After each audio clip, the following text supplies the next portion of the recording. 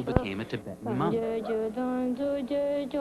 Is provided in part by Wayne State University's College of Urban, Labor, and Metropolitan Affairs, a center of interdisciplinary research and teaching on urban workplace issues, and the Michigan Council for the Humanities, encouraging exploration of our histories, values, ideas, words, and dreams through public humanities programs, and the Michigan Council for the Arts, a state agency making high-quality art available to the citizens of Michigan, and by viewers like you.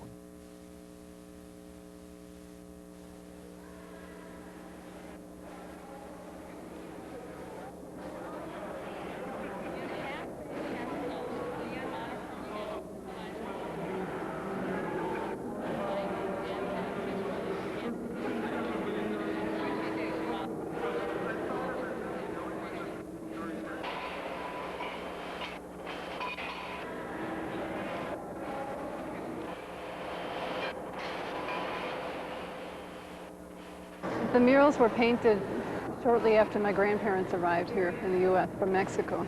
And my grandfather had been one of the many people who had been recruited to work for $5 a day at Ford. When I was really small, my grandfather used to come every Sunday to the house and pick us up. And sometimes my sisters and brother wouldn't want to go, and I would always go with my grandfather because I didn't want to say no to him. But we would come down here, and we would say, we're going to church now. And then here we would come to the DIA.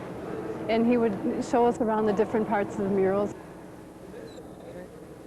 Probably the most distinctive thing that I've noticed is the facial expressions.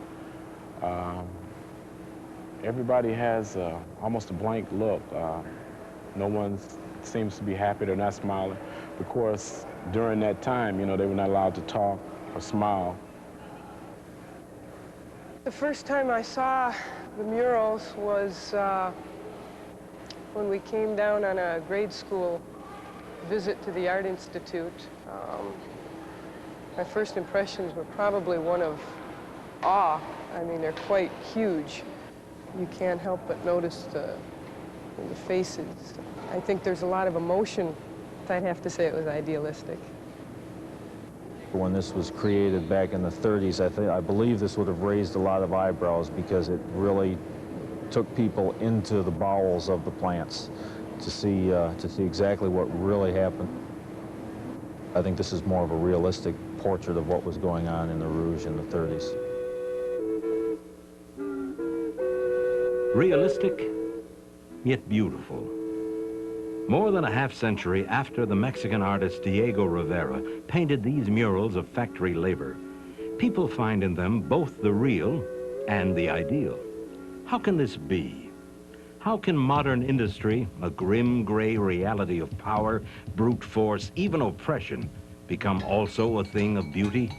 In these murals, Diego Rivera confronted the contradictions of our mechanical age. Drawing from Detroit's industrial reality, he created a unique vision of modern technology, its capacity to extend life and destroy it, to liberate workers and dominate them. The story begins with Edsel Ford, president of the Detroit Arts Commission and heir to the auto empire of his father, Henry Ford.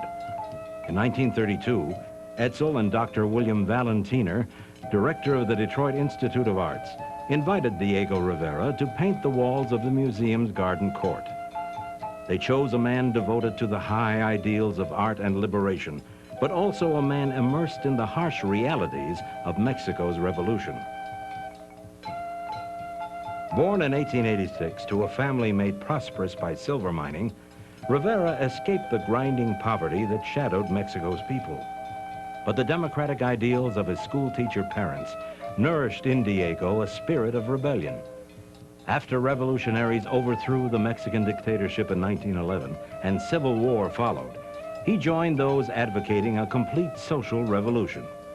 At the same time, Rivera also knew the world of high art and aristocratic taste. Trained in Europe, he mastered the modern styles of canvas painting and the traditional techniques of wall frescoes.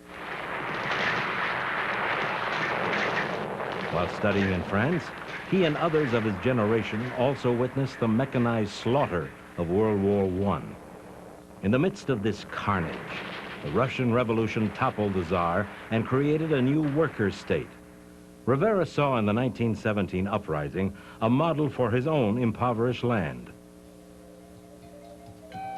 In 1921, he returned home to paint wall murals for Mexico's new government and soon became a leader of the Mexican Communist Party, which supported the new regime. He abandoned the aristocratic themes of his early training to paint instead public images from Mexican history and class struggle. Yet his work put him at odds with the Communist Party when it broke with the regime and called on Rivera to sever his government ties. Rivera refused, and in 1929, the party expelled him. Rivera soon after left for the United States, arriving in Detroit in 1932 to begin work on his murals. Here, as he contemplated the walls of the museum courtyard, Rivera had to answer the most basic question: what to paint? The museum asked only that the murals portray themes from Michigan's history. A traditional artist might have painted famous men and events, not Rivera. Instead, he focused on the region's heavy industry.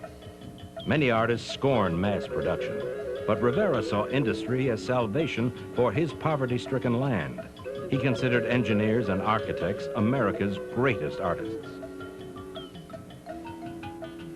He visited Detroit area factories in the spring of 1932 to sketch ideas. By July, he was ready to paint. In keeping with the traditions of Italian fresco painting, Rivera's Detroit murals would include the patrons who commissioned his work, Edsel Ford and Dr. Valentiner. But Rivera placed these men in a perspective dominated by factory labor, by the machines these workers set in motion, and the earthbound minerals they fashioned into steel.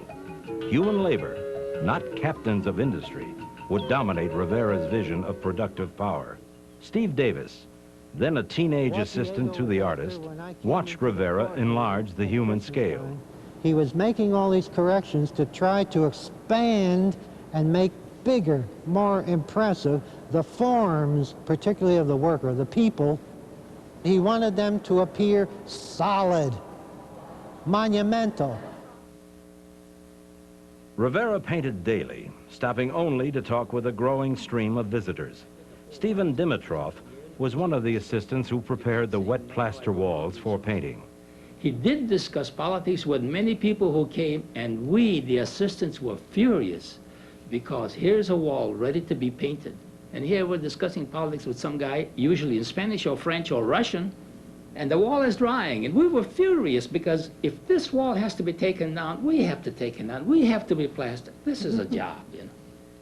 Shelton Taps, a Ford foundry worker who heard of Rivera's work, came to see the artist as he painted. We had slipped into the museum, into this part where he was already at work. He had done some of the preliminary sketching, and he'd come down for a break, but he had a piece of cheese, a piece of bread, and whatever was in this bottle.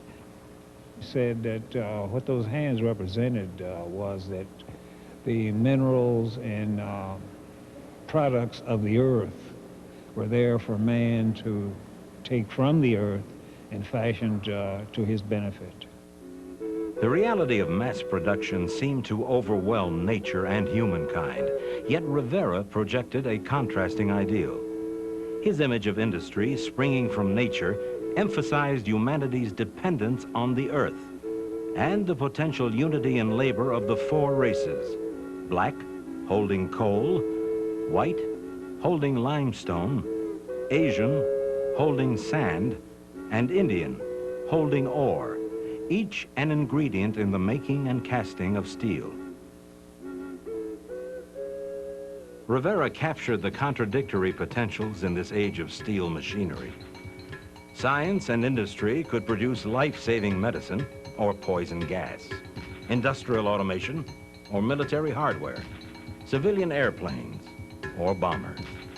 And for good or ill, mechanized work dominated factory life. It also dominates Rivera's mural. To portray this new reality of mass production, he drew images from the world's biggest industrial plant, the Ford Rouge complex in nearby Dearborn.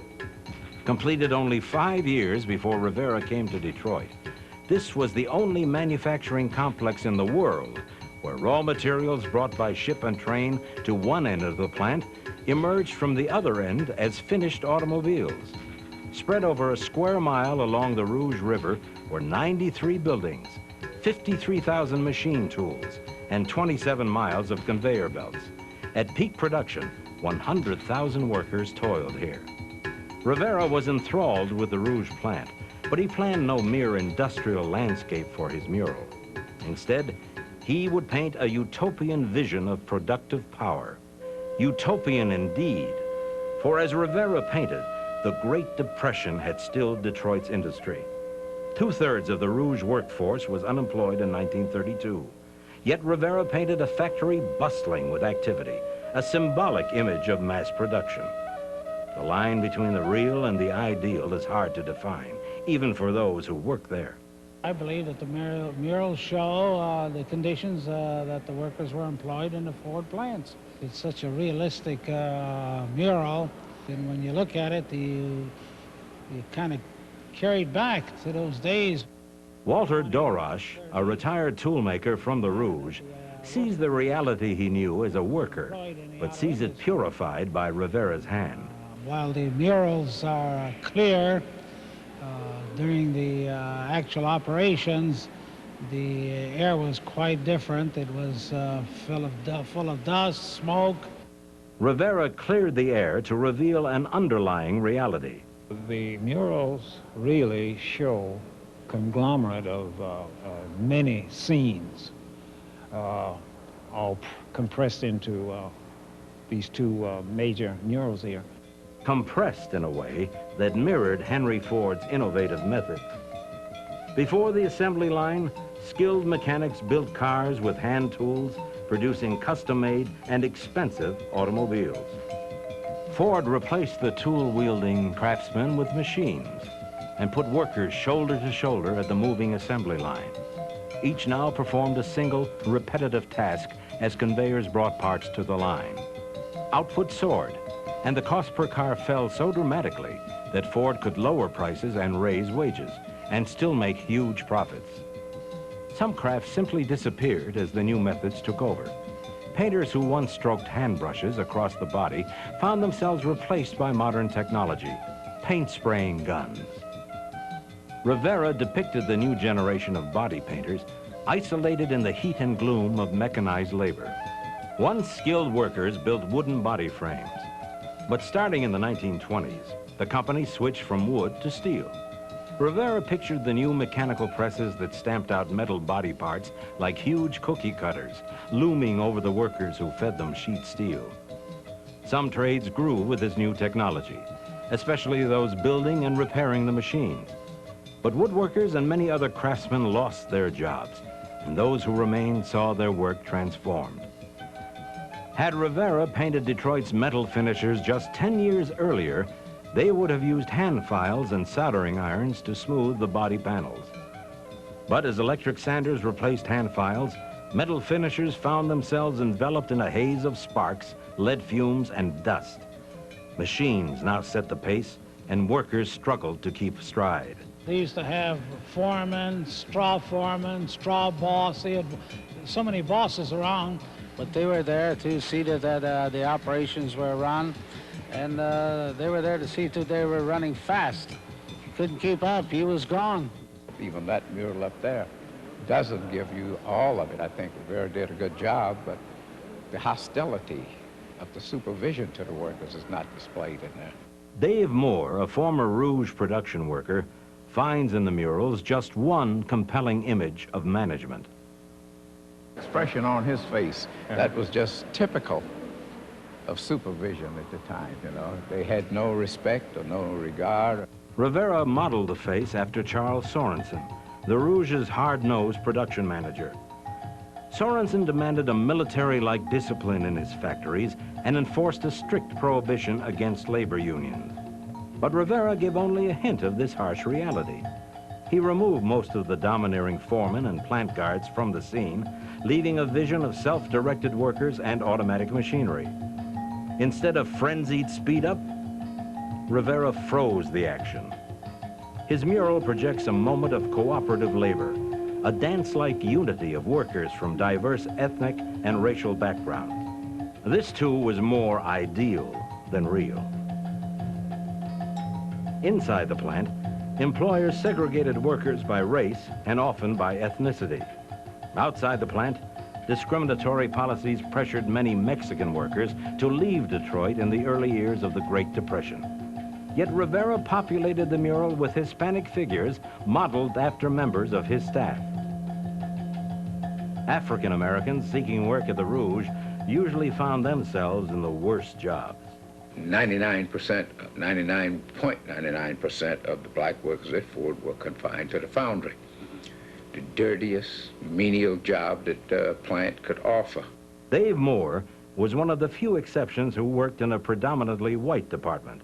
Well, to give you an example, I was in a unit where there was over 4,600 people. And out of that, there were 28 of us. 28 blacks out of 4,600. White and black, Rivera's workers are grim-faced and tight-lipped. Their expressions convey the gravity of their tasks, the strain of their jobs. Given the reality of work at Ford, their faces may also express fear. Fear for their jobs, fear for their safety. One of the wheels on the crane slipped off the track, and that froze him over this furnace. And of course, 2,900 degrees, he didn't last long. You know, we could hear him screaming, nothing we could do. Saw many others. People lose hands or fingers. There's something that these murals don't depict, and that is how you were able to get your job. And most of these jobs in the plants were either bought, you had to pay somebody to get the job, or you bought a car from a Ford dealer and he'd give you a letter to get your job in the plant. The minute the car was paid off, you was laid off because somebody else bought a car and he took your job. And you never knew how long you would hold on to your job. It was a real dictatorship. Those who protested met with harsh treatment. In March 1932, 6 weeks before Rivera's arrival, Ford guards and Dearborn police shot and killed 5 unarmed men during a demonstration of jobless workers. While Edsel Ford urged a more moderate policy, the aging Henry Ford overruled his son and cracked down on union organizers. Rivera only hinted at this reality. He had no blueprint for change. Instead, he imagined a utopia and hoped his mural would, as he put it, sensitize the worker to his environment and therefore serve the revolutionary process. When the museum unveiled the murals in 1933, some on the political left criticized Rivera for his optimistic view and his failure to condemn auto management. I spoke to him at one point and said, I thought that you glorified Ford here. And he simply answered by saying, well, I think that what Ford built here can be glorified. He says it's a great human achievement for all that I hate what it did to the workers. Shelton Taps was one worker who saw in Rivera's imagery a subtle criticism of factory conditions. The people in the units that use that sand, it's silica sand, as you know, would have appreciated having those gas masks or those face masks with the oxygen tanks that we didn't have. Maybe Diego was saying, this is the way it should be, or this is the kind of protection that workers should have. Rivera's work provoked a bitter reaction from conservatives. Some objected to art that focused on factory workers, others to imagery borrowed from religion but used to herald medical science. Only the intervention of Edsel Ford, Director Valentiner, and hundreds of activists in the People's Museum Association saved the murals from being destroyed. Murals which so dignified labor later inspired the United Auto Workers Union when it challenged employers in 1935, just 2 years after Rivera finished his work. Oh, I can remember several times the organizers mentioning the murals And there was such an enthusiasm about them that in one of the local unions on the west side of Detroit, they actually got a couple of the amateur artists who were members of the local union. They painted murals on the stairway leading from the first floor to the second floor, Local 174. The UAW might have been part of what Rivera envisioned for a factory workforce unified by mass production. Unlike the old craft unions that Ford helped drive from the industry, the UAW opened its ranks to all auto workers, regardless of craft, race, or gender. Ford bitterly opposed the new union, firing supporters and attacking organizers. In 1941, 80,000 Rouge workers walked off the job in protest, forcing the company to accept a government-supervised election for union recognition. The UAW won the vote in a landslide. Reality began to catch up with Rivera's vision. The big machines still dominated the workplace, but union members now challenged the old rules that denied them any voice. Stephen Dimitrov and Lucien Bloch, assistants to Rivera, have returned to Detroit and the murals they helped create a half-century ago. They are sponging soot from the walls, leaving the hardened plaster that absorbed Rivera's paints and his vision. Of course, you see, we have an advantage. We saw this painting when it was fresh. So we have a very good idea how it should look. Of course, I don't want to be a braggart. 55 years is a long time to remember how it was. This has not been cleaned. First, I get it wet.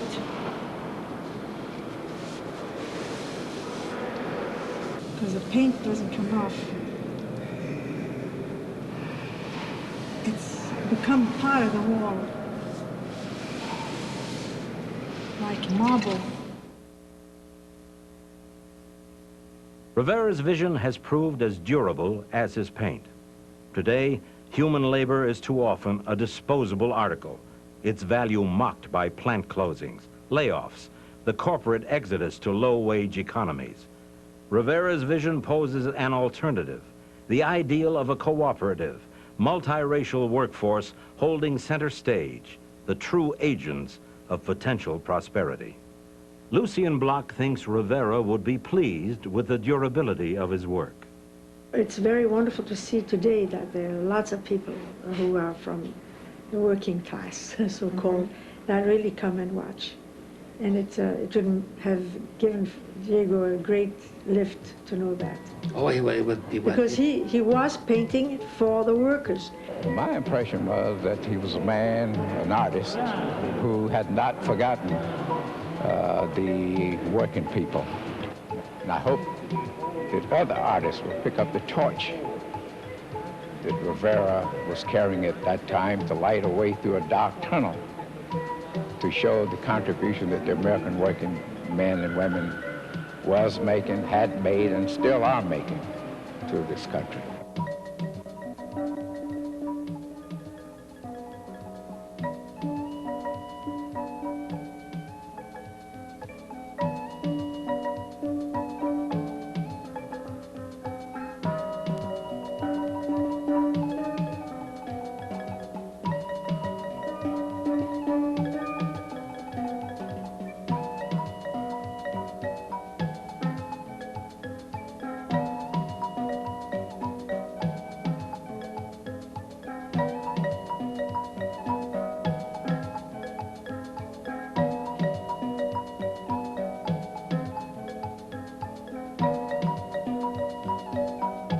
On 56, enjoy the colorful folklore of Mexico through the work of Grand Rapids artist Jose Narezo.